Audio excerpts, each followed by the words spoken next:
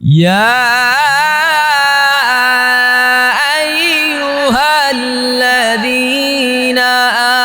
আমানু কুতিবা আলাইকুমুস সিয়ামু কামা কুতিবা আলাল্লাযীনা মিন ক্বাবলিকুম লাআল্লাকুম তাত্তাকুন।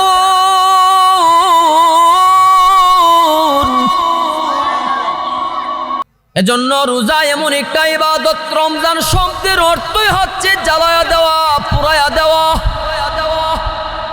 জীবনে যা গুনাহ করেছো, তোমার জীবনের সব গুনাহকে রমজান মাস দিয়া জ্বালায়া দেয়। রমজান শব্দের অর্থই হচ্ছে গুনাহকে জ্বালায়া দেওয়া, পুরায়া দেওয়া, সারখার করে দেওয়া। মুসলমান বাবাজি আমার, আল্লাহ নবী ডাক দেয়া বলেন, উম্মতেরা শোনো, ওতিয়াত উম্মতি খামসু খিসারিন লাম তুতাহুন্না উম্মাতুন ক্বাবলাহুম। রোজাদার উম্মতদের জন্য আমার উম্মতকে আল্লাহ তাআলা যে 5টা জিনিস দান করেছেন, অন্য কোনো উম্মতকে এই 5টা জিনিস আল্লাহ তাআলা দান করে নাই। 1 নাম্বার, খুলুফু ফামিস সাইমি আতয়াবু ইনদাল্লাহি মিন রিহিল মিসকি। আল্লাহ নবী ডাক দেয়া বলে, উম্মতেরা শোনো, রোজাদারদের মুখের দুর্গন্ধ আল্লাহর কাছে মিসকে আম্বরের চাইতেও বড় দামি। বলেন না সুবহানাল্লাহ। অন্য কোন উম্মতের ক্ষেত্রে আমার আল্লাহ এমন ওয়াফার দেয় নাই। 2 নাম্বার, ওয়া তাস্তাগফিরু লাহুমুল হিতানু হাত্তা ইফতিরু। উম্মতেরা শোনো, আল্লাহ তাআলা রোজাদার বান্দা বান্দীদেরকে ক্ষমা করতে থাকেন যে পর্যন্ত বান্দা ইফতারি না করে।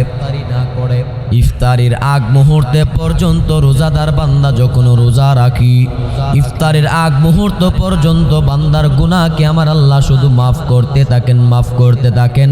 এই মাফের ঘোষণা অন্য কোনো উম্মতদের ক্ষেত্রে আল্লাহ তাআলা দান করে নাই। বলেন না সুবহানাল্লাহ। 3 নাম্বার, ওয়াযায়্যানাল্লাহু আযজা ওয়া জাল্লা কুল্লা ইয়াউমিন জান্নাতাহু। আল্লাহ তাআলা রমজান মাসে প্রতিদিন জান্নাতকে সুসজ্জিত করেন। আমার উম্মত যারা রোজাদার বান্দা বান্দি হবে, তাদের জন্য আল্লাহ তাআলা প্রতিদিন জান্নাতকে নতুন রূপে সুসজ্জিত করেন। বলেন না সুবহানাল্লাহ। সুবহানাল্লাহর আওয়াজ এমন হইতেছে আল্লাহ মনে মিথ্যা কথা বলছি, আওয়াজে বলেন সুবহানাল্লাহ। আমার মুসলমান বাবাজি, শুধু তাই নয়, অতুসবাদু ফীহি মারাদুশ শায়াতিন। রোজাদার বান্দা বান্দীদের জন্য রমজান মাসে শয়তানকে আল্লাহ তাআলা বন্দী করে দেয়। শয়তানকে আল্লাহ তাআলা রোজাদার বান্দা বান্দীদের জন্য বন্দী করে দেয়, যাতে করে রোজাদার বান্দা বান্দীদেরকে ধোঁকা দিয়া শয়তান তাদের আমল নষ্ট না করতে পারে। বলেন আল্লাহু আকবার। 5 নাম্বার, আল্লাহ তাআলা এই উম্মতকে দান করেছেন, অন্য কোন উম্মতকে দান আল্লাহ তাআলা করে নাই। বলে উম্মতে মুহাম্মদী রোজাদার বান্দা বান্দীদের কি আল্লাহ তাআলা তাদের জন্য রমজান মাসে কবরের আযাবকে বন্ধ করে রাখেন। শেষ রমজান পর্যন্ত তাদেরকে আমার আল্লাহ শুধু মাফ করতে থাকেন। একটু আওয়াজে বলেন না সুবহানাল্লাহ। আল্লাহ নবী আরো ডাক দেয়া বলেন, উম্মতেরা শোনো, 3 শ্রেণীর মানুষের দোয়া আল্লাহ তাআলা ফিরায়া দেয় না। 1 নাম্বার, দাওয়াতুল মাজলুম। মাজলুম বান্দা বান্দির দোয়া আল্লাহ তাআলা ফিরায়া দেয় না। 2 নাম্বার, রোজাদার বান্দা বান্দির দোয়া আল্লাহ তাআলা ফিরায়া দেয় না। হাত্তা ইফতিরা, ইফতারের আগ পর্যন্ত যখন কোন রোজাদার বান্দা বান্দি আল্লাহর কাছে দোয়া করেন, রোজাদার বান্দা বান্দির দোয়া আল্লাহ তাআলা ফিরায়া দেয় না। একটু আওয়াজে বলেন না সুবহানাল্লাহ। 3 নাম্বার, ওয়া দাওয়াতুল ওয়ালিদি আলা ওয়ালাদিহি। 3 নাম্বার, ওই সন্তানের জন্য মাতা পিতার দোয়া। যে সন্তানের জন্য মাতা পিতা দোয়া করছেন, সন্তানের জন্য দোয়া, মাতা পিতার দোয়াকে আল্লাহ তাআলা ফিরায়া দেয় না। বলেন সুবহানাল্লাহ। মুসলমান বাবাজি আমার জন্য আজকে যারা হেলায় খেলায় রং তামাশাই রোজা রাখবেন না, একদিন আল্লাহর কাঠগড়ার সামনে দাঁড়া হিসাব দেওয়া লাগবে। কেন জানেননি? নবীজি একদিন যখন মসজিদের মধ্যে উপস্থিত হয়ে গেল, প্রথম সিঁড়িতে পা রাখলেন, নবীজি আমিন বললেন। দ্বিতীয় সিঁড়িতে পা রাখলেন, নবীজি আমিন বললেন। তৃতীয় সিঁড়িতে পা রাখলেন, নবীজি আমিন বললেন। সাহাবায়ে কেরাম ডাক দেয়া বললেন, ইয়া রাসূলুল্লাহ, নবীজি আপনি তো অন্য অন্য দিনের মতো আজকে ওঠেন নাই, আপনি সিঁড়িতে পা রাখছেন আর আমিন বলতে বলতে উঠছেন, ব্যাপার কি জানতে চাই? নবী ডাক দেয়া বললেন, সাহাবীরা রে, আজকে আমি প্রথম সিঁড়িতে পা রাখলাম, জিবরাইল আইসা বদদুয়া দিল, তার বদদুয়ার সাথে আমিও একত্র বোধ করলাম, তার বদদুয়ার সাথে আমি ঐক্যমত পোষণ করলাম, তার বদদুয়াকে আমি সমর্থন করলাম। ইয়া রাসূলুল্লাহ, জিবরাইল কি বদদুয়া দিলেন আমাদেরকে জানায়া দেন, আমরা যাতে করে ওই বদদুয়ার ভাগীদার না হয়। নবী ডাক দেয়া বললেন, সাহাবীরা আমি যখন প্রথম সিঁড়িতে পা রাখলাম, জিবরাইল আইসা বলতেছেন, মান আদরাকা রমাদান ফালাম ইউগফার লাহু, কুলতু আমিন। জিবরাইল বলতেছেন, ইয়া রাসূলুল্লাহ, আপনার উম্মতের মধ্য থেকে যারা রমজান মাসকে পাইল, রমজানের রোজাকে পাইল, কিন্তু গুনাহ ক্ষমা করাইতে পারল না, রমজান পাইও সে নিজের গুনার জিন্দিগির গুনাহ ক্ষমা করাইতে পারল না, ওই বান্দা ওই উম্মত যেন ধ্বংস হয়ে যাক। নবী বললেন, আমি আমিন বলেছি, সে ধ্বংস হয়ে যাক। বলেন নাউজুবিল্লাহ। দুই নাম্বার, আমি দ্বিতীয় সিঁড়িতে যখন পা রাখলাম, জিবরাইল বলতেছেন, ইয়া রাসূলুল্লাহ, নবী গো, মান যুকিরতা ইনদাহু ফালাম ইউসাল্লি আলাইক, যেই বান্দা নিকট আপনার নাম উচ্চারণ করা হয়েছে কিন্তু সে আপনার উপর দুরূদ পড়ল না, সেও যেন ধ্বংস হয়ে যাক। আমি আমিন বলেছি, সেও যেন ধ্বংস হয়ে যাক। আপনার নাম শুনল কিন্তু ওই উম্মত দুরূদ পড়ল না, নবীর নাম শুনল কিন্তু একবার হলেও সাল্লাল্লাহু আলাইহি ওয়াসাল্লাম পড়ল না। সকলে মুহাব্বতে বলেন তো সাল্লাল্লাহু আলাইহি ওয়াসাল্লাম। দুরূদ পড়ি, সালাম পড়ি দয়াল নবীর শানে,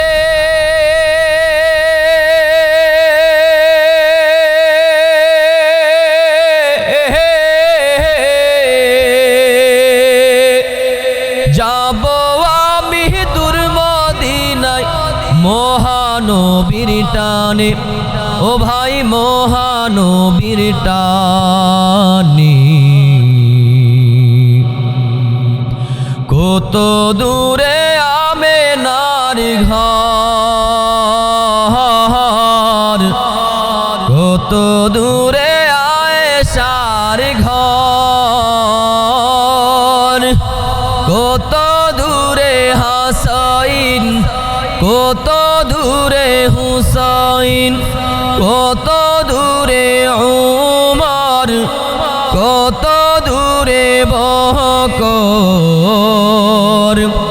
কত দূরে সাহাবা,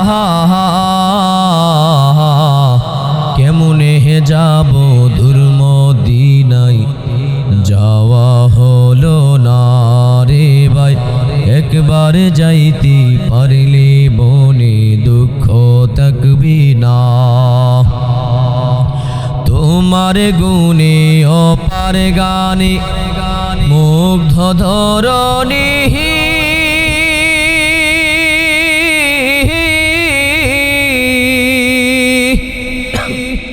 তোমার জন্যে পাগল পারা তামাম বনি, নবীজি তামাম ধরণী।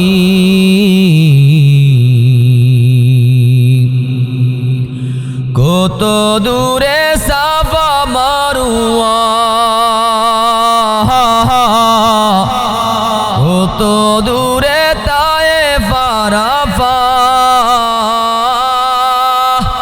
কত দূরে মক্কা, কত দূরে মদিনা, কত দূরে রওজা, কত দূরে মিনা, কত দূরে আরাফা,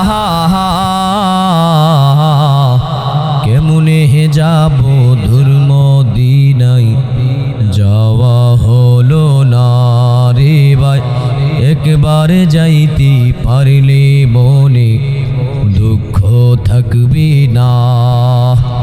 হেরার গুহা বলো কত দূরে, আমিনার বাড়িটা কোন সুদূরে, কোথা সে উমরের খোরমা বাগান, আবু বকরের সেই সীমাহীন দান, কোথা সে উমরের খোরমা বাগান, আবু বকরের সেই সীমাহীন দান, তার প্রেমে এই জীবন ওই যে মধুর, কোথা সে বেলালের আজানের সুর, কেমনে যাব দূর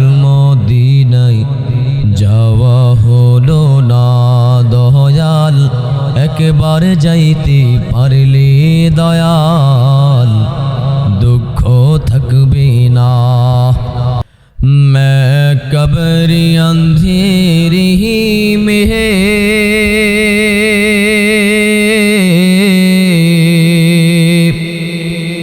घबराऊंगा जब तन्हा,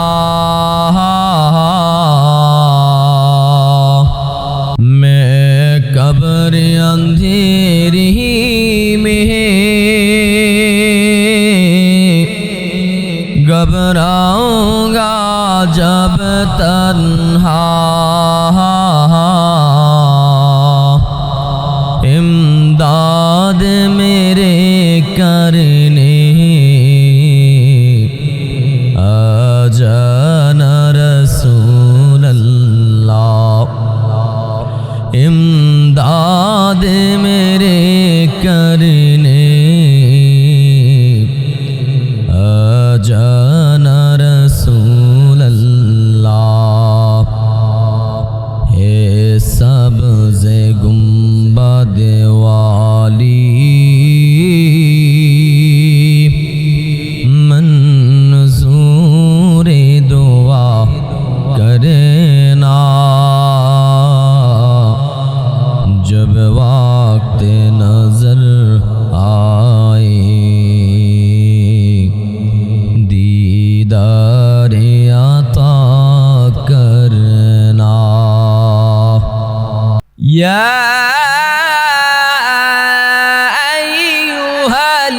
अय्युहल्लज़ीना आमनू कुतिबा अलैकुमुस्सियामु कमा कुतिबा अलल्लज़ीना मिन क़ब्लिकुम लअल्लकुम तत्तकुन।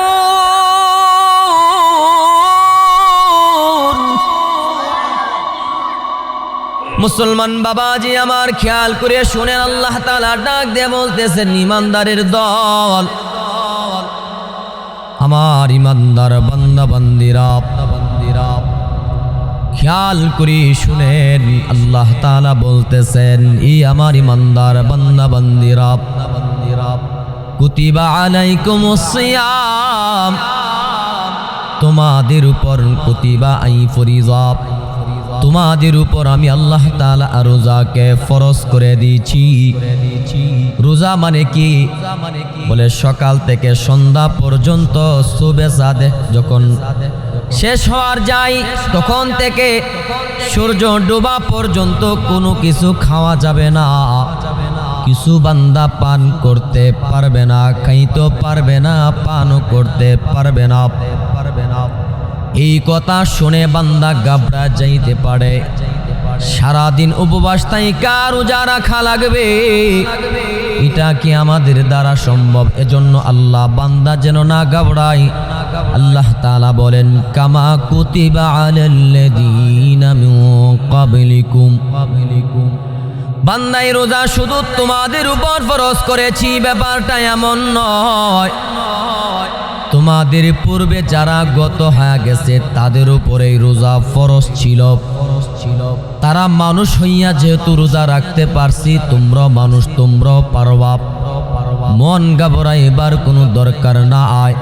আল্লাহ হিকমত করে বুঝাইতে চাই, বান্দা এই রোজা পূর্ববর্তী মানুষের জন্য যেমন ভাবে ফরজ ছিল তোমাদের জন্য ফরজ।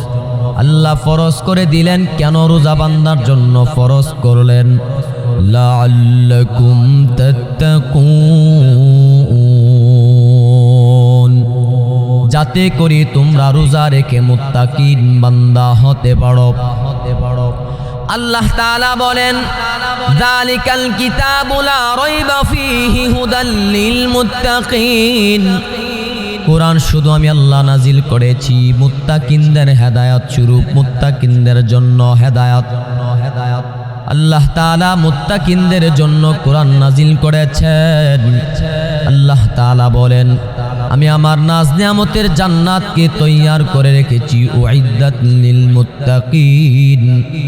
মুত্তাকিন বান্দা বান্দীদের জন্য আমি আমার জান্নাতের নাজ নিয়ামতকে তৈয়ার করে রেখে দিয়েছি।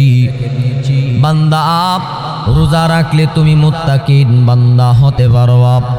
আর মুত্তাকিন বান্দাদের জন্য আমি আমার নাজ নিয়ামতের জান্নাত তৈয়ার করে রাখছি।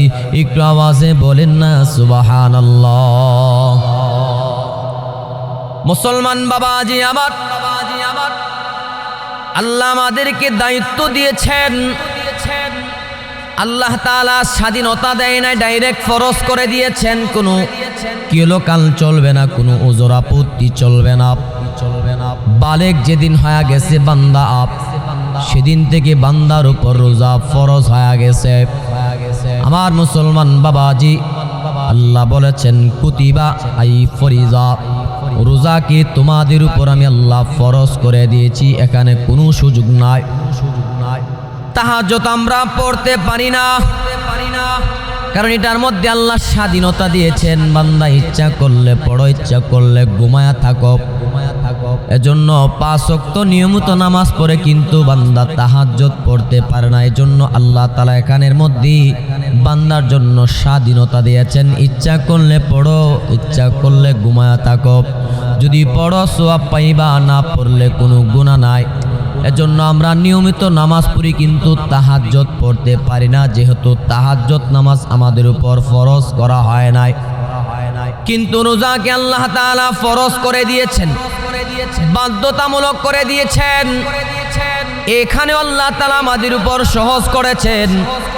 যদি আল্লাহ স্বাধীনতা দিতেন, বান্দার মনটা দুর্বল হয়ে যাইত।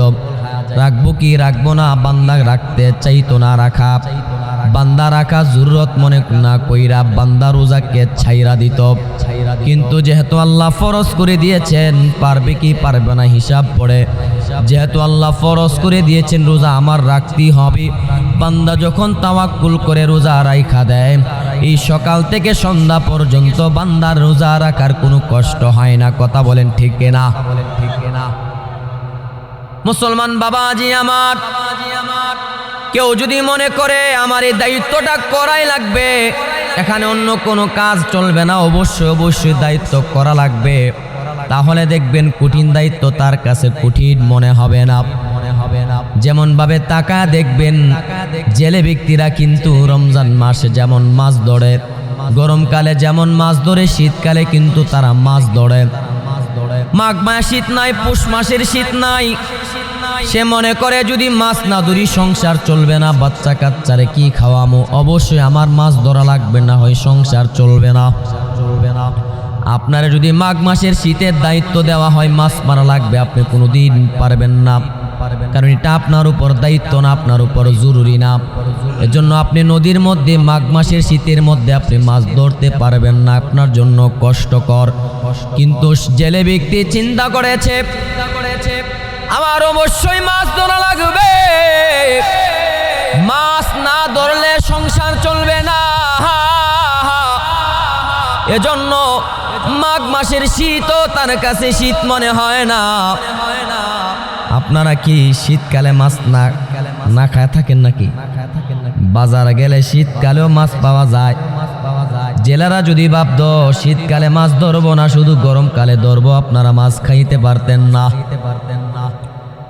কিন্তু আপনার চাইতে জেলে ব্যক্তির বড় টেনশন, শীত যত কঠিন হোক না কেন নদী থেকে সে অবশ্যই গিয়া মাছ ধরে, কারণ এটা তার জন্য জরুরি মনে করে নিয়েছে। জন্য পানির মধ্যে নামলেও তার মধ্যে পানি ঠান্ডা তার কাছে মনে হয় না।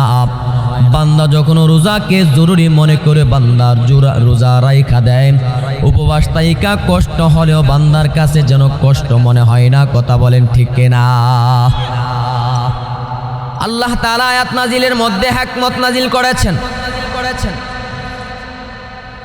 এজন্য আল্লাহ তাআলা বলেন, ইয়া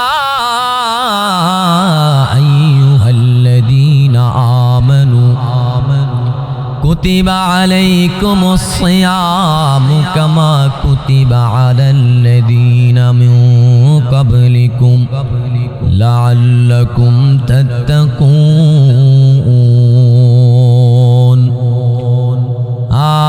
রোজা রাখবা মুত্তাকিন বান্দা বান্দি হওয়ার জন্য।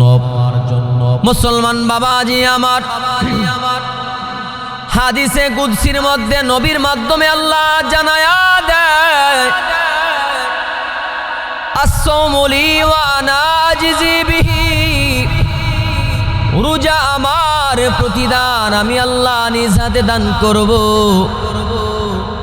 আরেক রিওয়ায়াতে আল্লাহ তাআলা বলেন, আস-সাওমু লি ওয়া আনা উজজা বিহি। রোজা আমার আর আমি আল্লাহ স্বয়ং প্রতিদান হিসাবে নিজে স্বয়ং প্রতিদান হয়ে যাব। বলেন না সুবহানাল্লাহ। মুসলমান বাবাজি আমার, নামাজ তো আল্লাহর জন্য, হজ তো আল্লাহর জন্য, জান দান সদকা যারা করি এগুলা ইবাদত তো আল্লাহর জন্য, কোরআনের তিলাওয়াত এগুলা তো আল্লাহর জন্যে। কিন্তু রোজাকে আল্লাহ তাআলা বলতেছেন না, সাওমু লি, রোজা আমার। আল্লাহ তাআলা রোজাকে নিজের বলে ইবাদত বলতেছেন, রোজা আমার। মুসলমান বাবাজি আমার, নামাজ লোক দেখায়া পড়া যায় অনেক সময়, যেটারে বাংলা ভাষায় বলা হয় মাইনকার চিপাই পয়রা অনেক সময় নামাজ পড়া লাগে। ঘরের মধ্যে মেহমান আসছে, আত্মীয় স্বজন সবাই নামাজি, মেয়ের জামাইটাও নামাজি। এখন আমি শ্বশুর হইয়া যদি মসজিদে না যায়, জামাইয়ের কাছে ছোট হয়ে যাওয়া লাগবে। সবাই গেছে নামাজে, নিজেও নামাজ পড়ে না, কিন্তু এখন লোক দেখানোর জন্য, তাদেরকে দেখানোর জন্য নামাজ পড়া লাগে। এমন হয় কি না? লোক দেখানোর জন্য নামাজ পড়তে গিয়েছে, দাঁড়া দাঁড়া নামাজ পড়ে মানুষ যেন তারা নামাজি বান্দা বলে। লোক দেখায় নামাজ পড়া যায়। দান সদকা করে করে মানুষের কাছে দানবীর হওয়া যায়। মুসলমান বাবাজি হজ করে আল হাজ লকব লাগানো যায়। কোরআন শরীফ পড়ে বান্দার সামনে, সবার সামনে ইবাদত, মানুষের সামনে বান্দা বড় কঠিন বুজুর্গ বান্দা বনা যায়। কিন্তু রোজা এমন একটা ইবাদত যেটা মানুষ দেখায়া করা যায় না রে বাবা। রোজা আল্লাহ তাআলা এজন্য বলেছেন, রোজা আমার ইবাদত। কারণ রোজা এমন একটা ইবাদত যেটা কোনো লোক দেখায়া করা যায় না। সারাদিন বান্দা কিছু খাইলো কি খাইলো না দুনিয়ার মানুষ জানে না। খাবার সামনে তৈয়া ও বান্দা ইফতারি করে না। ইচ্ছা করলে বান্দা ডোব দিয়া পানি খাইতে পারতো, দুনিয়ার কোনো মানুষ তারে দেখতো না। ঘরের দরজা লাগায়া বান্দা পেট ভরে ভাত খাইতে পারতো, দুনিয়ার কোনো মানুষ দেখতো না। কিন্তু বান্দা প্রকাশ্য খাইল না, বান্দা গোপনেও খাইল না। দুনিয়ার কোনো মানুষকে দেখানোর জন্য নয়, একমাত্র আমি আল্লাহর ভয়ে বান্দা কিছু খাই না।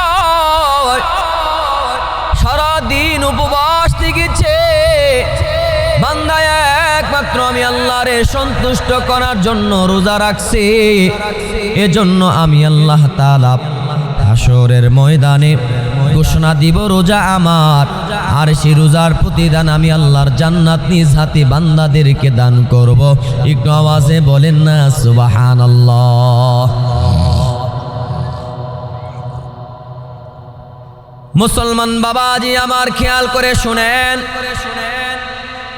আরেক রিওয়ায়াতে হাদিসে কুদসির মধ্যে আল্লাহ বলেন আসসামুলি ওয়া আনা উজজা বিহি, রোজা আমার আর প্রতিদান আমি আল্লাহ তাআলা নিজেই বনে যাইব। আচ্ছা বাবা বলেন তো, আমার আল্লাহ যদি নিজে প্রতিদান বনে যায়, জান্নাতে যাওয়া আমাদের জন্য কোনো শর্ট পড়বে নাকি?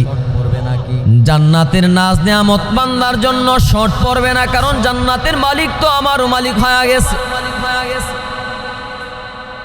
মুসলমান বাবাজি আমার, বাদশা এলাকার মধ্যে ঘোষণা দিয়েছে, প্রজারা শুনো, আমার মৃত্যু, আমার বাবার মৃত্যু বার্ষিকী হয়েছে, আজকে আমার বাবার মৃত্যুর বার্ষিকী, এজন্য তোমাদেরকে ঘোষণা দিয়ে দিলাম, আমার বাবার মৃত্যু বার্ষিকী উপলক্ষে তোমাদেরকে ঘোষণা দিলাম, স্বর্ণ রূপা হীরা মণি মুক্তা তোমাদের সামনে ছড়ায় দেওয়া হবে, যে যেটা ধরতে পারবে সেটার মালিক হয়ে যাবে। স্বর্ণ এমনভাবে বাদশার কোনো একজন কর্মচারী এমনভাবে স্বর্ণ ছিটায়া দেই, মানুষ যেটা ধরতে পারতেছে সেটার মালিক হয়ে গেছে। হঠাৎ করে বাদশা তাকায়া দেখে বাদশার যে দাসী আছে সে তো তার চেয়ার ধরে দাঁড়ায় লইল। বাদশা ডাক দেয়া বলে, রে আমার বান্দি, বেয়াকুফ নাকি তুমি? আজকে যে যেটা ধরতে পারতেছে সেটার মালিক হয়ে যাচ্ছে, তুমি কেন স্বর্ণ মণিমুক্তা ধরতেছ না? ব্যাপার কি? এখানে বেয়াকুফের মতো দাঁড়ায় রইলা, ব্যাপার কি? দাসী বান্দি ডাক দেয়া বলে, বাদশা নামদার, আপনি যে ঘোষণা দিলেন যে যেটা ধরতে পারবে সেটার মালিক হয়ে যাবে, হ্যাঁ আমি তো ঘোষণা দিয়েছি যে যেটা ধরতে পারবে সে মালিক হয়ে যাবে। আচ্ছা বাদশা নামদার, দেখেন তো আমি কার চেয়ারের মধ্যে ধরে রইলাম? বাদশাহ, তুমি তো আমার চেয়ারে ধরে আছো বাদশাহ। আপনার কথা অনুযায়ী যদি আজকে যে যেটা ধরতে পারে সেটার মালিক হয়ে যায়, তাহলে আপনার চেয়ারে আমি ধরে রাখছি, আপনার মালিক তো আমি হয়ে গেছি। আমি যদি আপনার মালিক হয়ে যায়, টুকায়ার কয়টা স্বর্ণের মালিক হতে পারবো? আপনার মালিক যদি আমি হয়ে যাই, পুরা রাজত্বের মালিক তো আমি হয়ে যাব। বাদশা ডাক দেয়া বলে, বান্দি আমার, তুই তো বড় চালাক, তোর কাছে আমি বড় হেরে গেলাম। মুসলমান বাবাজি, আল্লাহ তাআলা বলেন রোজা আমার প্রতিদান আমি আল্লাহ তাআলা নিজে বনে যাইব। আল্লাহ তাআলা যদি আমাদের নিজে প্রতিদান বনে যায়, আল্লাহ তাআলার নাজ নিয়ামত আমাদের জন্য কোনোদিন শর্ট পড়বে না। একটু আওয়াজে বলেন না সুবহানাল্লাহ। মুসলমান বাবাজি আমার, এজন্য রোজা এমন একটা ইবাদত, রমজান শব্দের অর্থই হচ্ছে জ্বালায়া দেওয়া, পুরায়া দেওয়া। জীবনে যা গুনাহ করেছো, তোমার জীবনের সব গুনাহকে রমজান মাস দিয়া জ্বালায়া দেয়। রমজান শব্দের অর্থই হচ্ছে গুনাহকে জ্বালায়া দেওয়া, পুরায়া দেওয়া, সারখার করে দেওয়া। মুসলমান বাবাজি আমার, আল্লাহ নবী ডাক দেয়া বলেন, উম্মতেরা শোনো, ওতিয়াত উম্মতি খামসু খিসারিন লাম তুতাহুন্না উম্মাতুন ক্বাবলাহুম। রোজাদার উম্মতদের জন্য আমার উম্মতকে আল্লাহ তাআলা যে 5টা জিনিস দান করেছেন, অন্য কোন উম্মতকে এই 5টা জিনিস আল্লাহ তাআলা দান করে নাই। 1 নাম্বার, খুলুফু ফামিস সাইমি আতয়াবু ইনদাল্লাহি মিন রিহিল মিসকি। আল্লাহ নবী ডাক দেয়া বলে, উম্মতেরা শোনো, রোজাদারদের মুখের দুর্গন্ধ আল্লাহর কাছে মিসকে আম্বরের চাইতেও বড় দামি। বলেন না সুবহানাল্লাহ। অন্য কোন উম্মতের ক্ষেত্রে আমার আল্লাহ এমন ওয়াফার দেয় নাই। 2 নাম্বার, ওয়া তাস্তাগফিরু লাহুমুল হিতানু হাত্তা ইফতিরু। উম্মতেরা শোনো, আল্লাহ তাআলা রোজাদার বান্দা বান্দীদেরকে ক্ষমা করতে থাকেন যে পর্যন্ত বান্দা ইফতারি না করে। ইফতারির আগ মুহূর্তে পর্যন্ত রোজাদার বান্দা যখন রোজা রাখি, ইফতারের আগ মুহূর্ত পর্যন্ত বান্দার গুনাহকে আমার আল্লাহ শুধু মাফ করতে থাকেন। এই মাফের ঘোষণা অন্য কোনো উম্মতদের ক্ষেত্রে আল্লাহ তাআলা দান করে নাই, বলেন না সুবহানাল্লাহ। 3 নাম্বার, ওয়াযায়্যুনাল্লাহু আযজা ওয়া জাল্লা কুল্লা ইয়াউমিন জান্নাতাহু। আল্লাহ তাআলা রমজান মাসে প্রতিদিন জান্নাতকে সুসজ্জিত করেন। আমার উম্মত যারা রোজাদার বান্দা বান্দি হবে তাদের জন্য আল্লাহ তাআলা প্রতিদিন জান্নাতকে নতুন রূপে সুসজ্জিত করেন, বলেন না সুবহানাল্লাহ। সুবহানাল্লাহ। সুবহানাল্লাহর আওয়াজে মনে হইতেছে আল্লাহ মনে মিথ্যা কথা বলছি, আওয়াজে বলেন সুবহানাল্লাহ। আমার মুসলমান বাবাজি, শুধু তাই নয়, অতুসবাদু ফীহি মারাদাতুশ শায়াতিন। রোজাদার বান্দা বান্দীদের জন্য রমজান মাসে শয়তানকে আল্লাহ তাআলা বন্দী করে দেয়। শয়তানকে আল্লাহ তাআলা রোজাদার বান্দা বান্দীদের জন্য বন্দী করে দেয়, যাতে করে রোজাদার বান্দা বান্দীদেরকে ধোঁকা দিয়া শয়তান তাদের আমল নষ্ট না করতে পারে, বলেন আল্লাহু আকবার। আল্লাহু আকবার। 5 নাম্বার, আল্লাহ তাআলা এই উম্মতকে দান করেছেন, অন্য কোন উম্মতকে দান আল্লাহ তাআলা করে নাই। বলে উম্মতে মুহাম্মদী রোজাদার বান্দা বান্দীদের কি আল্লাহ তাআলা তাদের জন্য রমজান মাসে কবরের আযাবকে বন্ধ করে রাখেন। শেষ রমজান পর্যন্ত তাদেরকে আমার আল্লাহ শুধু মাফ করতে থাকেন। একটু আওয়াজে বলেন না সুবহানাল্লাহ। আল্লাহ নবী আরো ডাক দিয়া বলেন, উম্মতেরা শোনো, 3 শ্রেণীর মানুষের দোয়া আল্লাহ তাআলা ফিরায়া দেয় না। 1 নাম্বার, দাওয়াতুল মাজলুম। মাজলুম বান্দা বান্দির দোয়া আল্লাহ তাআলা ফিরায়া দেয় না। 2 নাম্বার, রোজাদার বান্দা বান্দির দোয়া আল্লাহ তাআলা ফিরায়া দেয় না হাত্তা ইফতিরা। ইফতারের আগ পর্যন্ত যখন কোন রোজাদার বান্দা বান্দি আল্লাহর কাছে দোয়া করেন, রোজাদার বান্দা বান্দির দোয়া আল্লাহ তাআলা ফিরায়া দেয় না। একটু আওয়াজে বলেন না সুবহানাল্লাহ। 3 নাম্বার, ওয়া দাওয়াতুল ওয়ালিদি আলা ওয়ালাদিহি। 3 নাম্বার, ওই সন্তানের জন্য মাতা পিতার দোয়া। যে সন্তানের জন্য মাতা পিতা দোয়া করছেন, সন্তানের জন্য দোয়া, মাতা পিতার দোয়াকে আল্লাহ তাআলা ফিরায়া দেয় না, বলেন সুবহানাল্লাহ। মুসলমান বাবাজি আমার, এজন্য আজকে যারা হেলায় খেলায় রং তামাশায় রোজা রাখবেন না, একদিন আল্লাহর কাঠগড়ার সামনে দাঁড়া হিসাব দেওয়া লাগবে। কেন জানেননি? নবীজি একদিন যখন মসজিদের মধ্যে উপস্থিত হয়ে গেল, প্রথম সিঁড়িতে পা রাখলেন, নবীজি আমিন বললেন। দ্বিতীয় সিঁড়িতে পা রাখলেন, নবীজি আমিন বললেন। তৃতীয় সিঁড়িতে পা রাখলেন, নবীজি আমিন বললেন। সাহাবায়ে কেরাম ডাক দিয়া বললেন, ইয়া রাসূলুল্লাহ, নবীজি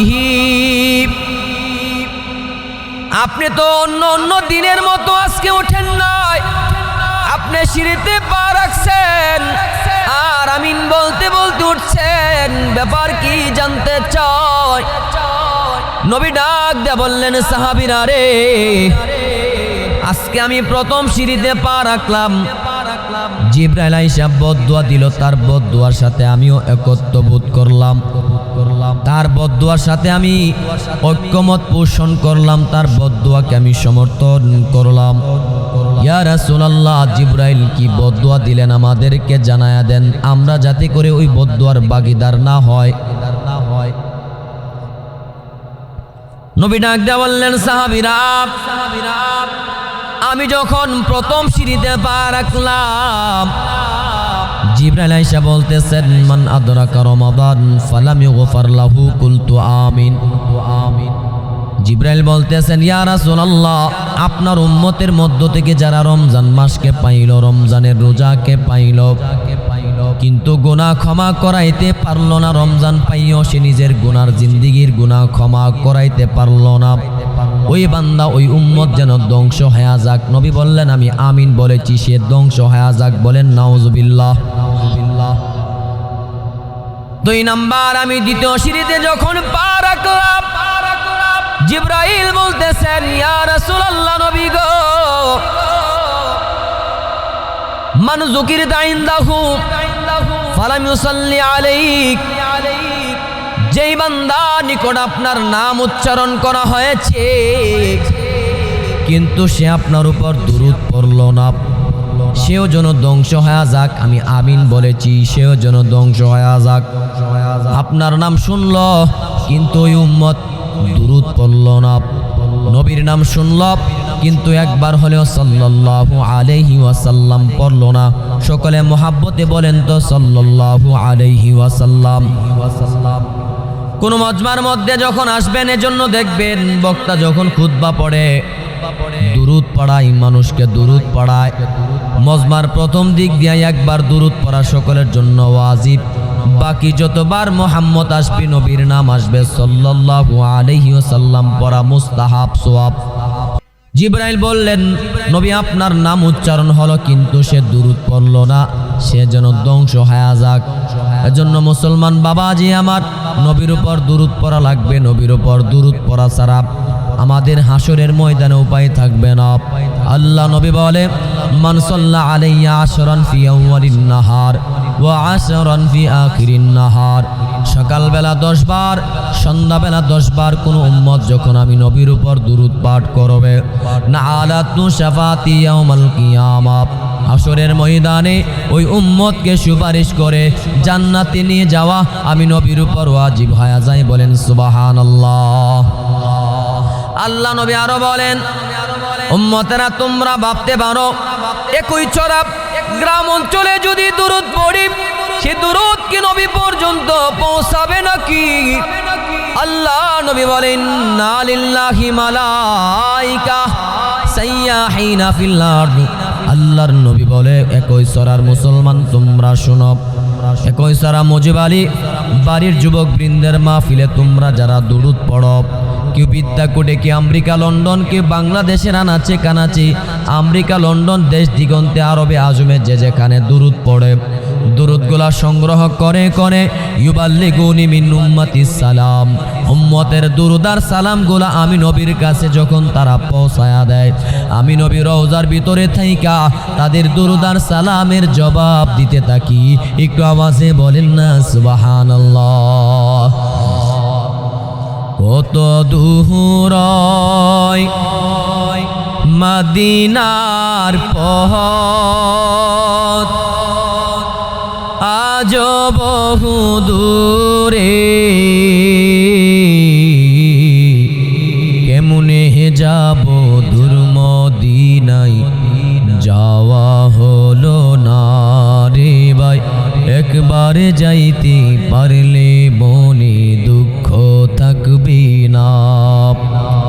দুরূদে পড়ি সালামে পড়ি দয়াল নবীর শানে,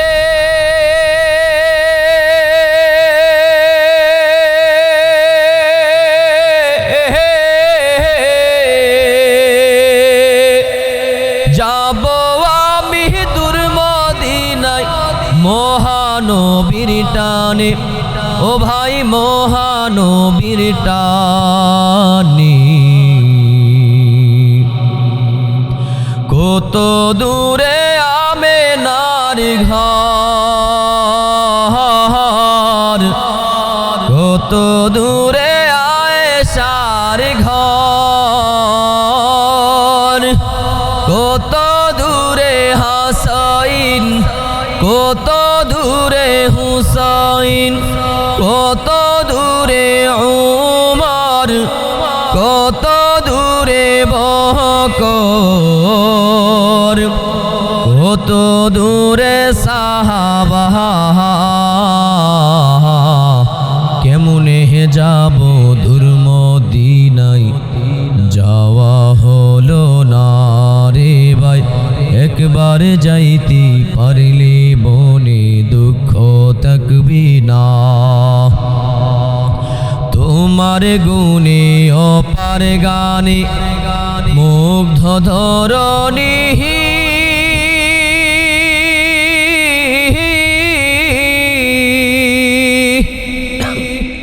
তোমার জন্যে পাগল পারা তামাম বনি নবীজি তামাম ধরণী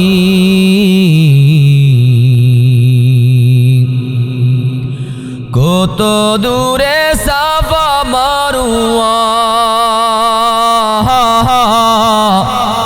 কত দূরে তায়েফ আরাফা কত দূরে মক্কা কত দূরে মদিনা কত দূরে দূরে রওজা কত দূরে মিনা কত দূরে আরাফা কেমনে যাব দূর মদিনায় যাওয়া হলো না রে ভাই একবার যাইতে পারলে মনে দুঃখ থাকবে না হেরার গুহা বলো কত দূরে আমিনার বাড়িটা কোন সুদূরে কোথা সে উমরের খোরমা বাগান আবু বকরের সেই সীমাহীন দান কোথা সে উমরের খোরমা বাগান আবু বকরের সেই সীমাহীন দান তার প্রেমে এই জীবন ওই যে মধুর কোথা সে বেলালের আজানের সুর কেমনে যাব দূর মদিনায় যাওয়া হলো না দয়াল একবার যাইতে পারলে দয়াল দুঃখ থাকবে না একবার জিয়ারত নসিব আল্লাহ করেন সকলে বলেন আমিন মুসলমান বাবাজি আমার বলতেছিলাম এজন্য আল্লাহ নবী বলে দুরূদ পড়লে জিয়ারতে মদিনা নসিব হবে দুরূদ পড়লে আল্লাহ সংসারের অভাব দূর করে দিবেন দুরূদ পড়লে আল্লাহ তাআলা সমাজে মর্যাদা বাড়ায়া দিবেন যারা দুরূদ পড়বে মৃত্যুর সময় ঈমানের সাথে আল্লাহ তাআলা কালিমার সাথে মৃত্যু নসিব করাবেন একটু আওয়াজে বলেন না সুবহানাল্লাহ নবীজি আরো বলেন মান আদরাকা বুয়াইহিল কিবারা আও আহাদাহুমা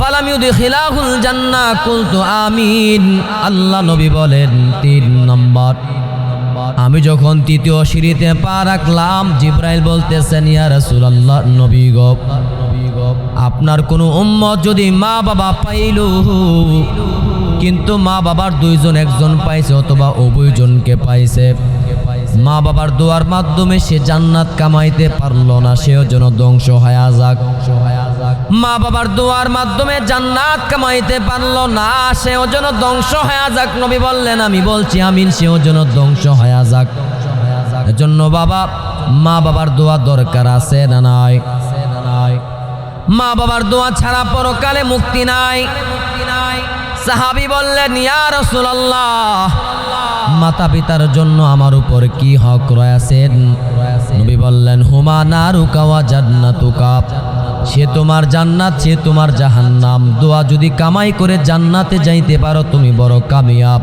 আর যদি কষ্ট দাও অভিশাপ কামাও তাহলে তুমি জাহান্নামে জ্বলবা এজন্য মা বাবা খুশি থাকলে তুমি জান্নাত পাইবা মা বাবারে বেজার করলে জাহান্নামে যাইবা আল্লাহ নবী ডাক দেয়া বলে উম্মতেরা শোনো মা মিন ওয়ালাদিন বারিন ইয়াউযুরু ওয়ালিদাইহি নাদার রাহমা ইল্লা কাতাবাল্লাহু বিকুল্লি নাজরাতিন হাজ্জাতান মাবরুরা ও আমার সাহাবীরা শুনো কোন সন্তান যখন তার মা বাবার চেহারার দিকে নেক নজরে তাকায়, একবার নেক নজরে তাকাইলি আল্লাহ তাআলা তার আমল নামায় একটা কবুল হজের সওয়াব লেখা দেন। একটু আওয়াজে বলেন না সুবহানাল্লাহ। সাহাবী প্রশ্ন করলেন, ইয়া রাসূলুল্লাহ, নবী গো, আপনি যে বললেন একবার তাকালে রহমতের নজরে একটা কবুল হজের সওয়াব হবে, ওয়া ইন্না যারা কুল্লা ইয়াউমিন মিআতা মাররা, আমরা যদি আমাদের মাতা পিতার চেহারার দিকে 100 বার নেক নজরে তাকাই তাহলে কি 100 কবুল হজের সওয়াব হবে নাকি? আল্লাহ নবী ডাক দেয়া বলে, নাম, আল্লাহু আকবার ওয়া আতিয়াব। দুনিয়ার মানুষ বান্দার দুর্বল, বান্দার ফোরা যাইতে পারে, কিন্তু আমার আল্লাহ বড়, আমার আল্লাহ তাআলার বান্দার কোনোদিন ফোরায় না রে বান্দা। আল্লাহ তাআলা যে বান্দা তার মা বাবার দিকে একবার কেন 100 বার কেন, কোন বান্দা যদি তার মাতা পিতার চেহারার দিকে রহমতের নজরে 1,00,000 বার 1 কোটি বার নেক নজরে তাকায়, আল্লাহ তাআলা তার আমল নামায় 1 কোটি কবুল হজের সওয়াব তার আমল নামায় লেখা দিবেন। একটু আওয়াজে বলেন না সুবহানাল্লাহ। মুসলমান বাবাজি আমার, এজন্য মা বাবার দোয়া নেওয়া, তাদের নাফরমানি না করা। আজকে দিন দিন দেখা যায় বৃদ্ধাশ্রম বাড়তেছি। আহারে 10 মাস 10 দিন মায়ের পেটে জায়গা হলো, কিন্তু এত সুন্দর বাড়ির মধ্যে মা বাবার জায়গা হয় না। এরে নাফরমান বান্দা, একদিন তুমি নিজ হাতে খাইতে পারতে না, মা বাবা তোমারে খাওয়ায়া দিল। একদিন তুমি তোমার প্রস্রাব পায়খানা নিজে নিজে পরিষ্কার করতে পারো না, হায় তোমার মা বাবা নিজে নিজে পরিষ্কার করিয়ে দিয়েছেন। একদিন তুমি নিজে নিজে চলতে পারতে না, মা বাবার কোলে চড়ে চড়ে তুমি চলাফেরা করেছ। ওরে বান্দা, তোমার মা বাবা যদি তোমার ডাস্টবিনে ফালায় দিত, সেখান থেকে তোমার ওঠার ক্ষমতা ছিল না। যেই মা তোমার এত কষ্ট করে লালন পালন করলো, আজকে সেই মারে কষ্ট দিয়া বৃদ্ধাশ্রমে তুমি জায়গা দাও, তোমার বাড়িতে জায়গা হয় না। তোমার মতো নাফরমান জাহান্নাম ছাড়া অন্য কোনো গতি থাকবে না। কথা বলেন ঠিক কিনা? হে মুসলমান বাবা, তোমার মা যে তোমারে 10 মাস 10 দিন পেটে ধারণ করেছে, তোমার মা যে তোমারে দুধ পিলিয়েছে, এমন একটা দুধ তোমার মা তোমারে হাদিয়া দিয়েছে, যে দুধের বিনিময় তোমার মা তোমার থেকে কোনোদিন চায় না। এ বান্দা, এমন একটা দুধ তোমার জন্য তোমার মা দিয়েছেন, যে দুধটা ঠান্ডাও না, বান্দা খাইলে ঠান্ডা লেগে যাবে, গরমও না খাইলে টুট পড়ে যাবে, বেশি পাতলাও না খাইলে পেট ভরবে না, বেশি ঘনও না খাইলে বান্দার পেট খারাপ করে ফেলবি। এমন একটা দুধ তোমার মা তোমারে হাদিয়া দিয়েছেন। যদি নিজের চামড়া দিয়া জুতাও বানায়া দাও, সেই মায়ের 1 ফোঁটা দুধের ঋণ তোমার পরিশোধ হবে না। কথা বলেন ঠিক কিনা? মাঝি 10 মাস 10 দিন গড়ে ধরিয়া করেছেন আমাদের ঋণী, গাহের চামড়া কাটিয়া দিলে, গায়ের চামড়া কাটিয়া দিলে সেই ঋণ শুধ হবে না জানি মা, সেই ঋণ শুধ হবে না জানি। কতদিন দেখি না মায়ের ওই চাঁদ মুখ, কষ্টে হৃদয় পুরে,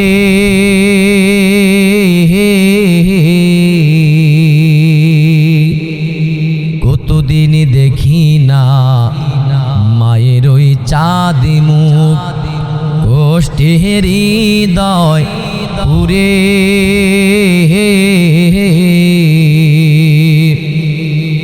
পিঠা পুলি বানাইয়া পায়েস রান্ধিয়া, পিঠা পুলি বানাইয়া পায়েস রান্ধিয়া মা জননী তা করি। কত ছেলে বাড়ি যাহা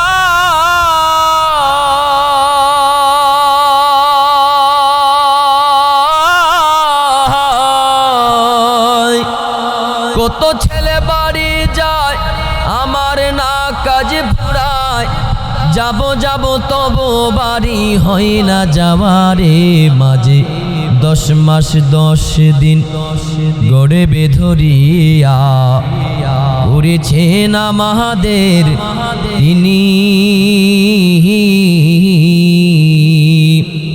মুসলমান বাবাজি আমার, এজন্য মা বাবার খেদমত করা লাগবে। আল্লাহ তাআলা নিজে বলে দিয়েছেন সূরা বনী ইসরাঈলের মধ্যে, ওয়াকাদা রাব্বুকা আল্লা তা'বুদু ইল্লা ইয়্যাহ ওয়া বিল ওয়ালিদাইনি ইহসানা। আল্লাহ তাআলা বলেন বান্দা ফয়সালা করে দিয়েছে আমি আল্লাহর সাথে কাউকে শরীক করবে না, আমি আল্লাহর এককভাবে গোলামি করবি, কাউকে আমি আল্লাহর সাথে শরীক করবে না।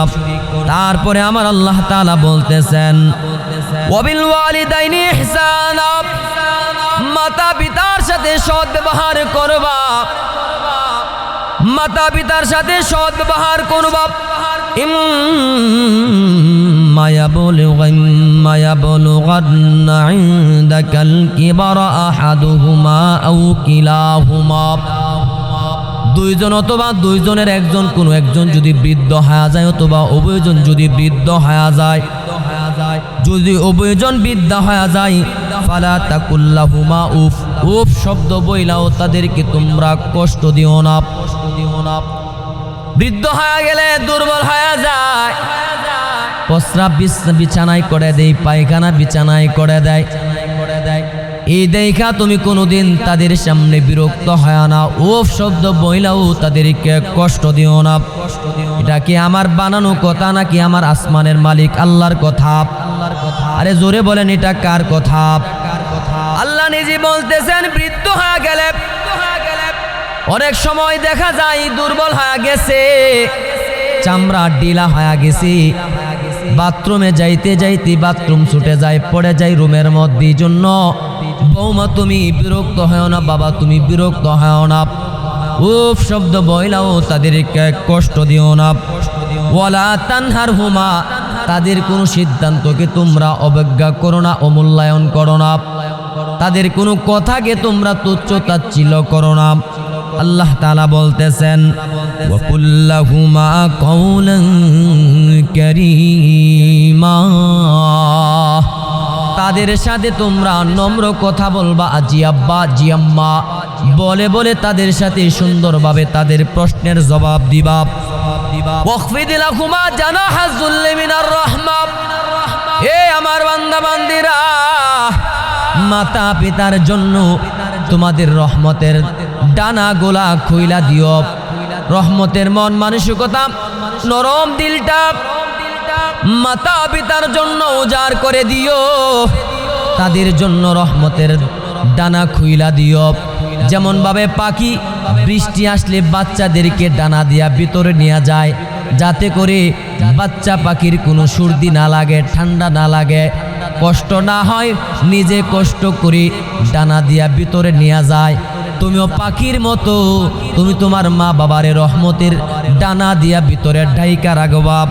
তারপরে আল্লাহ বলতেছেন ওয়াখফিদ লাহুমা জানাহা যুল্লি মিনার রাহমা ওয়া কুর রাব্বিরহামহুমা কামা রাব্বায়ানি সগীরা। দোয়া করো, আল্লাহ নিজে দোয়া শিখায়া দিচ্ছেন বান্দা দোয়া করো আল্লাহ মাতা পিতার উপর রহম করেন, যেমন করে আমরা ছোটকালে আমাদের মাতা পিতা আমাদের উপর রহম করেছেন। ওগো মায়ার আল্লাহ, যে মা আমাদেরকে নিজে না খাইয়া আমাদেরকে খাওয়াইছেন, আল্লাহ আদরের মার কবরে তুমি আযাব দিও না, রহমতের দোয়া করো আল্লাহর কাছে। তেমন ভাবে আল্লাহ দোয়া শিখায়া দিয়েছেন, সকলে পড়েন ওয়া কুর রাব্বিরহামহুমা কামা রাব্বায়ানি সগীরা। আল্লাহর কাছে দোয়া করো আল্লাহ ছোটকালে যেমন করে আমার মাতা পিতা আমাদের উপর দয়া করেছেন, রহম করেছেন, মাওলা পাক তুমিও আমাদের মাতা পিতার উপর তেমন ঠিক তেমন ভাবে রহম করো, দয়া করো। তাদের কবরে আযাব দিও না আল্লাহ, তাদের কবরে তুমি আযাব দিও না, অশান্তি দিও না। মুসলমান বাবাজি আমার, এজন্য বৃদ্ধাশ্রম দিনে দিনে বাড়তেছে, কিয়ামতের আলামতের মধ্যে এটাও একটা আলামত। দিন যত বাড়বে মাতা পিতার নাফরমান তত বাড়বে। হায় রে হায়, এক মা তার সন্তানকে বড় কষ্ট করে লেখাপড়া করাইল, সন্তানটার বাবা নাই, মা বড় কষ্ট করে তারে লেখাপড়া করাইছি। মেধা ভালো, শিক্ষিত সন্তান আইসা বলতেছে, আম্মা জান আমি তো ভার্সিটিতে সুযোগ পাইছি, মেধা তো বড় ভালো, ফার্স্ট ক্লাস আমার হয়েছি। আম্মা ডাক দিয়ে বলে, সন্তান পরের বাড়ি কামলা দিব, পরের বাড়ি কাজ করব, তুমি কিন্তু লেখাপড়া বন্ধ কইরো না। মা কষ্ট করে করে সন্তানকে পরের বাড়ি কাম করে করে রুজি করে সন্তানকে এমবিবিএস ডাক্তার বানাইলো। ডাক্তার স্বামীর জন্য একজন ডাক্তার বিবি বিবাহ করায়া দিল। ডাক্তারের জন্য ডাক্তার বিবি। মা যখন বৃদ্ধা হয়ে গেল, বৃদ্ধ বয়সে একটু কাশি তো বেশি হয়ে যায়, রাতের বেলা কাশে। কাশির জন্য নাকি সন্তান আর সন্তানের পুত্রবধূ ঘুমাইতে পারে না। ডাক্তার সন্তান আর তার পুত্রবধূ ঘুমাইতে পারে না। সন্তানকে বলে, ডাক্তার সাহেব তোমার আম্মাকে বাড়ি থেকে সরাও, না হয় কিন্তু আমি বাড়ি চাইরা চলে যাব। কিছু না বলিয়া বউয়ের কথা শুনিয়া আম্মা জানকে ডাক্তার সন্তান নিয়ে বৃদ্ধাশ্রমে রাইখা দিল। আম্মা জান এখানে থাকবেন, আমি দেখাশোনা করব। বৃদ্ধাশ্রমে রাখিয়া সন্তান তো ডাক্তার, ব্যস্ত সময় পার করে মারে দেখার কোনো সময় নাই। 40 দিন পরে মারে গেল দেখার জন্য। 40 দিন পরে মা গামতেছে, উপরের ফ্যানটা নষ্ট হয়ে গেছে। সন্তান ডাক দে বলে, আম্মা জান ফ্যানটা নষ্ট হয়ে গেছে, ঠিক করে দেয়া যায়, বড় কষ্ট হচ্ছে আপনার। আম্মা জান ভিতর থেকে কষ্টে ডাক দেয়া বলে, সন্তান তুমি যে ফ্যানটা ঠিক করবা, পুরান ফ্যান ঠিক করার কোনো দরকার নাই। তুমি এখানে একটা নতুন ফ্যান লাগায়া যাইবা, কারণ আমি মা তোমার চিন্তা এখনো ছাড়তে পারি না।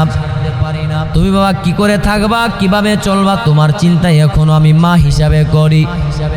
এরে বাবা, একদিন তোমার সন্তানেরা যদি কোনো একদিন বৃদ্ধাশ্রমে দিয়া যায়, সেদিন যাতে করে নষ্ট ফ্যানের জন্য তোমার কষ্ট না করা লাগে, এজন্য নতুন একটা ফ্যান লাগায়া দিয়া যাও। তুমি যেমন করে সন্তান হইয়া আমারে বৃদ্ধাশ্রমে দিয়া গেলা, একদিন তোমার সন্তানেরও একদিন হতে পারে কোনো একদিন তোমার সন্তানেরা বৃদ্ধাশ্রমে দিয়া যাবে।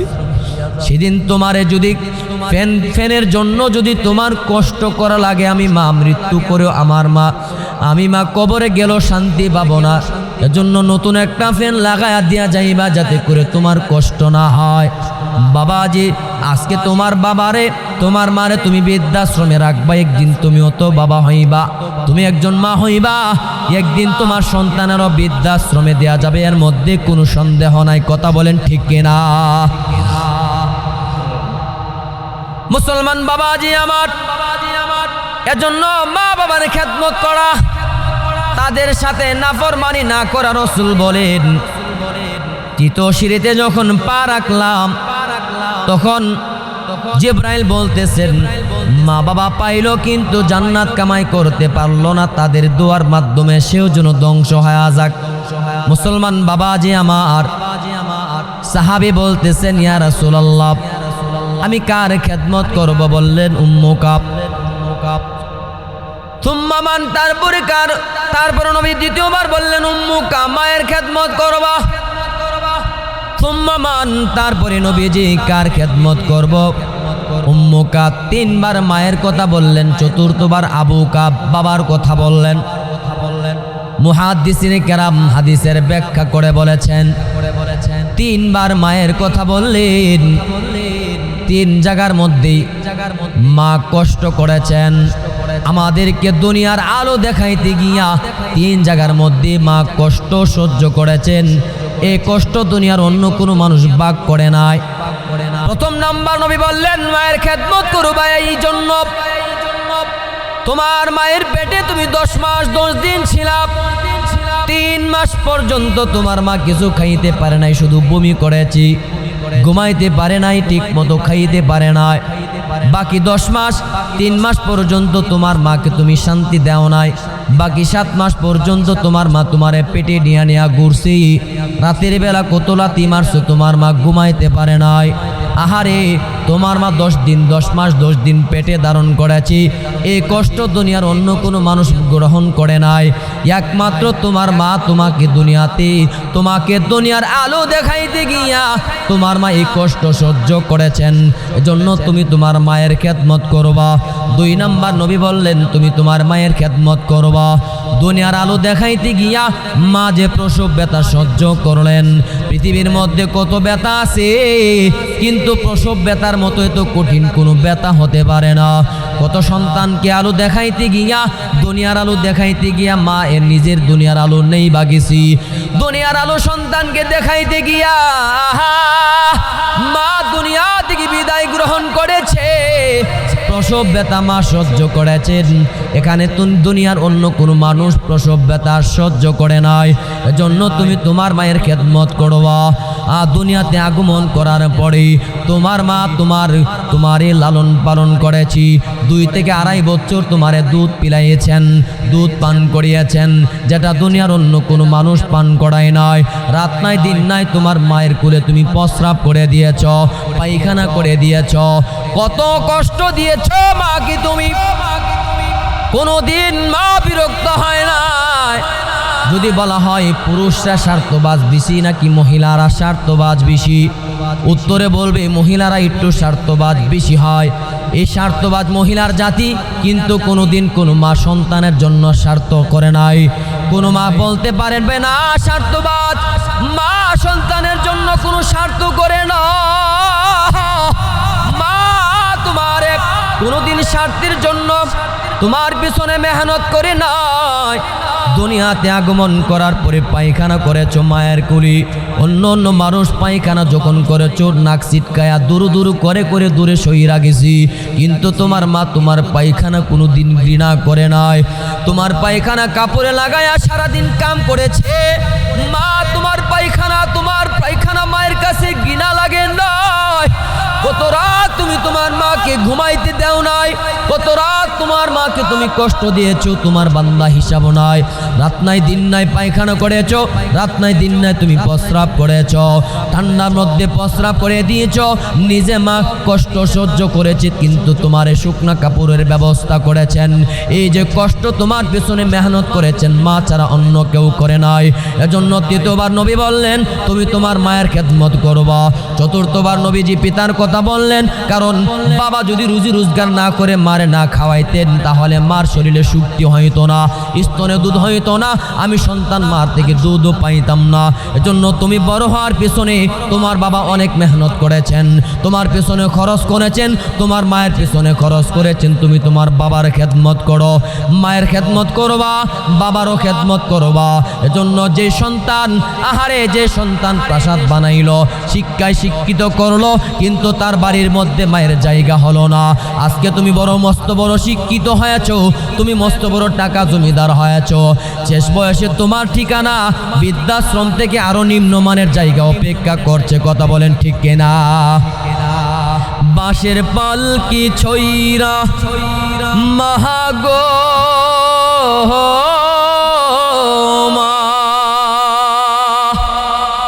বাঁশের পালকি চইরা মাহাগো চলে, উঠায় আবার ঘর বানাইলা, যাও না আমাই বলে ও মা, উঠায় আবার ঘর বানাইলা, যাও না আমাই বলে। বুকে বড় স্বপ্ন ছিল, থাকবো তোমার সাথে, তোমার কাছে কাটিবে সময় সকাল বিকাল রাতে ও মা সকাল বিকাল রাতি হে দয়াময় আমার মাকে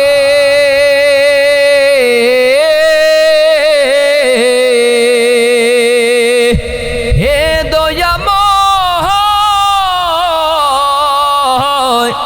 হে দয়াময় আমার মাকে জান্নাতে নাও তুলে কোথায় আবার ঘর বানাইলা যাও না আমায় বলি ও মা কোথায় আবার ঘর বানাইলা যাও না আমায় বলি তুমি ছাড়া কেমনে থাকি একলা শূন্য ঘরে কেউ তো ভালোবাসে না আর এই পৃথিবীর পরে ও মা তোমার পরে কোন বা পথে দিলে পারি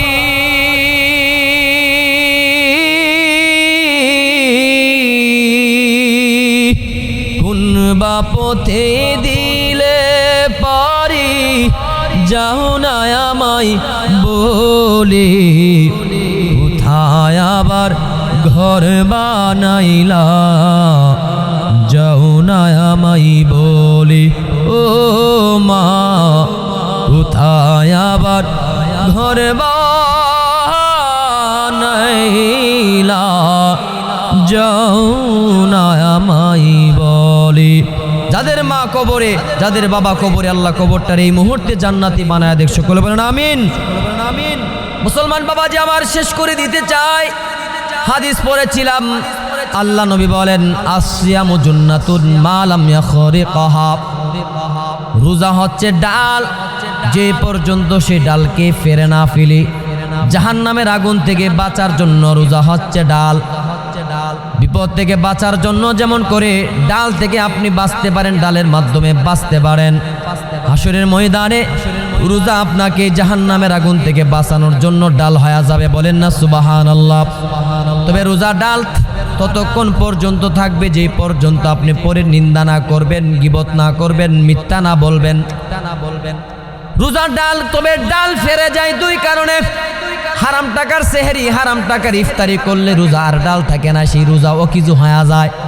মিথ্যা বললে গীবত করলে শাকায়াত করলে সেই রোজা ডাল থাকে না ও কিছু হয়ে যায় এজন্য হালাল টাকার ইফতারি হওয়া লাগবে হালাল টাকার সেহরি হওয়া লাগবে মুসলমান বাবা যে আমার আল্লাহ নবী আরো বলেন তাসাহারু ফাইন্না ফিস সুহুরি বারাকাত তোমরা রোজা রাখবা অলসতার মতো না খাইয়া রোজা রাখো না সেহরি খাইয়া রোজা রাখো কেননা সেহরির মধ্যে আল্লাহ তাআলা বরকত রেখে দিয়েছেন যদি সময় না থাকে এক ডুব পানি হইয়া অথবা একটা খেজুরের মাধ্যমে তোমরা সেহরি পান করো সেহরি খাবার তোমরা আহার পান করো একটা খেজুর হলে তোমরা সেহরি খাইয়া রোজা রাখো আল্লাহ নবী আরো বলে ইন্নাল্লাহা ওয়া মালাইকাতাহু ইসাল্লুনা আলাল মুতাসাহিরিন যারা সেহরি খায় আল্লাহ তাআলার রহমত ফেরেশতাদের দোয়া মানুষের দোয়া তাদের উপর আল্লাহ তাআলা নাজিল করেন ফেরেশতাদের মাগফিরাতের দোয়া আল্লাহ তাআলার খাস রহমত যারা সেহরি খায়া রোজা রাখে সেহরি খাওয়া বান্দা বান্দীদের উপর আল্লাহর খাস রহমত আল্লাহ তাআলা নাজিল করেন বলেন সুবহানাল্লাহ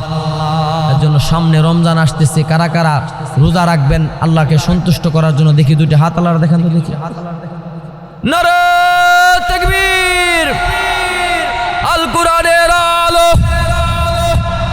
আল হাদিসের আলো নারে তাকবীর ربنا ظلمنا أنفسنا وإن لم تغفر لنا وترحمنا لنكونن من الخاسرين اللهم طهر قلبي عن غيره ونفر قلبي بنور معرفتي أبدا يا الله يا الله يا الله اللهم طهر قلوبنا من النفاق وأعمالنا من الرياء اللهم تقبل صلاتنا وصيامنا وقيامنا وركوعنا وسجودنا وتلاوتنا وجميع أعمالنا يا رب العالمين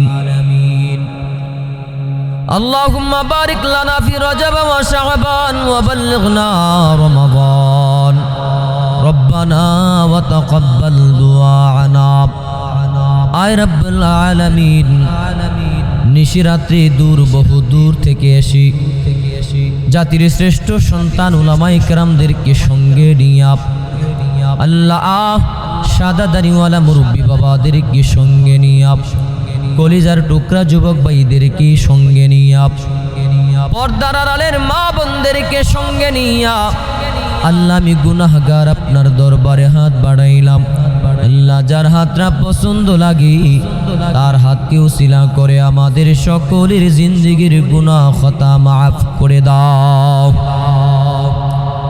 আয় রাব্বুল আলামিন আল্লাহ আমাদের সাথে যারা হাত বাড়াইছেন গত রমজান থেকে নিয়ে আজ পর্যন্ত যারা অন্ধকার কবরে চলে গেছেন আয় আল্লাহ এখানে হাত বাড়াইছেন জানি না কার মা নাই কার বাবা নাই আয় আল্লাহ অন্ধকার কবরে যারা চলে গেছেন আয় আল্লাহ প্রত্যেকটা কবরকে আপনি জান্নাতের ফুল বাগিচা বানিয়ে দাও আয় রাব্বুল আলামিন যারা অসুস্থ আছেন শিফায়ে কামেলা যারা দায়বা নসিব করে দাও আয় আল্লাহ রং তামাশাই আয় আল্লাহ আমাদের হেলায় খেলায় রং তামাশাই হায়াতের জিন্দেগি কেটে যায় জানি না কোন দিন মালাকুল মউত সাক্ষাৎ করবি আল্লাহ সেদিন কি জান্নাতি হইয়া বিদায় গ্রহণ করব নাকি জাহান্নামী হইয়া জানলাম না দুনিয়ার সব হিসাব নিতে পারি কিন্তু মৃত্যুটা কেমন মৃত্যু হবে জানলাম না ও মৌলা পাক জাহান্নামী বানায়া বিদায় দিও না জাহান্নামের আগুন আল্লাহ সইতে পারবো না আদর করে মানুষ বানাইয়া কেমন করে দিবা জাহান্নামে জ্বালায়া আল্লাহ জিন্দেগি আছে নাই কোনো বন্দেগি আয় আল্লাহ রং তামাশায় মিছে মিছে জিন্দেগির সব হায়াত পার করে দিলাম ও রব্বুল আলামিন আয় আল্লাহ আপনি আমাদের রহব আপনি আমাদের সব আমরা ছাড়া তোমার বান্দা অভাব নাই কিন্তু তুমি ছাড়া আমাদের গুনাহ মাফ করনেওয়ালা কোনো রব নাই রে আল্লাহ মাওলা পাক যার হাতটা পছন্দ লাগেন উলামায়ে কেরামের হাত থেকে উসিলা করে আমাদের সকলের জিন্দেগির গুনাহ খতা মাফ করে দাও জিন্দেগি তোমার নবীর সুন্নাত দ্বারা সাজাইবার তৌফিক দাও আয় আল্লাহ জিন্দেগি তোমার কুরআন দিয়া সাজাইবার তৌফিক দাও আয় রাব্বুল আলামিন তুমি যদি আমাদেরকে মাফ না করো কে করবে গুনাহ ক্ষমা তুমি যদি দয়া না করো কে করবে আমাদের উপর দয়া যদি দয়া না করো কেনই বা নাম রাখলেন রহমান যদি মাফ না করেন কেনই বা নাম রাখলেন গফফার ও মাওলা পাক হাসরের ময়দানে মানুষগুলা যখন গামতে থাকবে গামতে গামতে 70 গজ পর্যন্ত মানুষগুলার গাম ছড়ায়া যাবে আয় রাব্বুল আলামিন সেদিন আরশে আজিমের ছায়ার নিচে আমাদেরকে তুমি জায়গা করে দিও আল্লাহ আয় রাব্বুল আলামিন যাদের ঘরে অভাব আপনি অভাব দূর করে দেন যাদের ঘরে ঋণ আছে ঋণ পরিশোধ করার তৌফিক দান করেন আল্লাহ যাদের ঘরে শান্তি নাই আপনি শান্তি দান করেন যারা পেরেশান অবস্থায় আছেন আল্লাহ পেরেশান দূর করে দেন আয় রাব্বুল আলামিন আমাদের মুনাজাতকে আপনি কবুল আর মঞ্জুর করে নেন আয় রাব্বুল আলামিন যাদের ঘরে সন্তান নাই আপনি সন্তান দান করেন বিশেষ করে আজকের মাহফিলে যারা সময় দিয়া শ্রম দিয়া জ্ঞান দিয়া বুদ্ধি দিয়া যুবক বৃদ্ধ মা বোন যারা আছেন প্রবাসী আছেন যারা সহযোগিতা করেছেন সবাইকে আপনি সুস্থতার সাথে নেক হায়াত দান করেন আল্লাহ কমিটি বৃন্দ যারা কবরে চলে গেছেন মাহফিলকে উসিলা করে সবাই কবরকে আপনি মাফ করে দেন আয় আল্লাহ মাহফিলকে উসিলা করে কবর এলাকার 21 এলাকার যত মুর্দেগান কবরে চলে গেছেন কবর আযাব আপনি মাফ করে দেন আয় রাব্বুল আলামিন যারা দান করেছেন মাহফিলকে সফল করেছেন সবাইকে আপনি নেক হায়াত দান করেন কিয়ামত পর্যন্ত মাহফিলকে আপনি কবুল করেন আল্লাহ কিয়ামত পর্যন্ত মাহফিলকে আপনি জারি রাখিয়েন আয় রাব্বুল আলামিন যাদের ঘরে উপযুক্ত কন্যা সন্তান আছে বিবাহ দিতে পারছে না বিবাহ দেওয়ার ব্যবস্থা করে দেন আয় আল্লাহ যারা যুবক আছেন কর্ম নাই কর্মের ব্যবস্থা করে দেন যারা প্রবাসে আছে নিরাপত্তার সাথে হালাল টাকা বেশি বেশি ইনকাম করার তৌফিক দান করেন আয় আল্লাহ যারা মাহফিলের সময় দিয়েছেন আয় আল্লাহ জ্ঞান দিয়া বুদ্ধি দিয়া দাওয়াত করেছেন আয় আল্লাহ রাব্বুল আলামিন জুবাইর বিন নাসির তার নাম আয় আল্লাহ বহুত চেষ্টা করেছেন যোগাযোগ করেছেন তার হায়াতের মধ্যে বরকত দেন আয় আল্লাহ আপনার কাছে ফরিয়াদ মক্কা মদিনা না দেখাইয়া কবরে ডাক দিয়েন না আয় আল্লাহ সামনে রমজান আসতেছে রোজা আমাদের সবাইকে রাখার তৌফিক দিয়েন আল্লাহ যেই কারণে রমজান আসতেছে সেই উদ্দেশ্য যেন হাসিল করতে পারে আমাদের সবাইকে ঈমানি কুওয়াত দান করে দিয়েন রাব্বুল আলামিন আয় আল্লাহ প্যারালাইসিস দিয়া ক্যান্সার দিয়া রাস্তাঘাটে অ্যাক্সিডেন্ট দিয়া বালা মুসিবত দিয়া আমাদেরকে মৃত্যু দিয়েন না যেদিনও হায়াত শেষ হয়ে যাবে আমাদেরও জবানে জারি করে দিয়েন লা ইলাহা ইল্লাল্লাহু মুহাম্মাদুর রাসূল